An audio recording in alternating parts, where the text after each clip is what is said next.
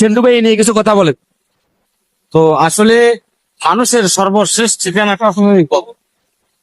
এই কবর আজ নদীতে বিলীন হয়ে যাচ্ছে, কিন্তু এটার ব্যাপারে কেউ কোনো তৎপরতা দিচ্ছে না, কেউ কোনো খোঁজ খবরও নিচ্ছে না।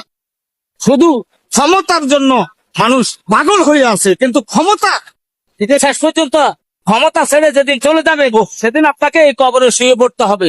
মাত্র 3.5 হাত জায়গা আপনার জন্য বরাদ্দ, কিন্তু আজকে লক্ষ লক্ষ টাকা, লক্ষ লক্ষ কোটি অর্থ সম্পত্তি নিয়ে আপনারা যারা পাগল হয়ে গেছেন তাদেরকে দেখানোর জন্য আমরা এই চলে আসলাম নদীর পাড়ে, যে বিলের কবরটা দেখানোর জন্য।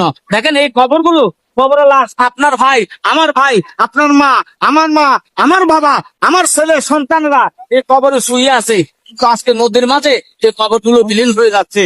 এই যে দেখেন নদী আসছম কবরটা ভেঙে নিয়ে যাচ্ছে, কিন্তু এটার ব্যাপারে কেউ কোনো তৎপরতা নিচ্ছে না।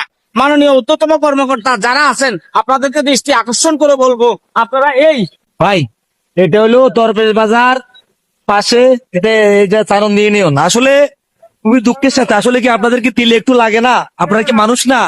আপনাদের দিলে একটু দমক লাগে না?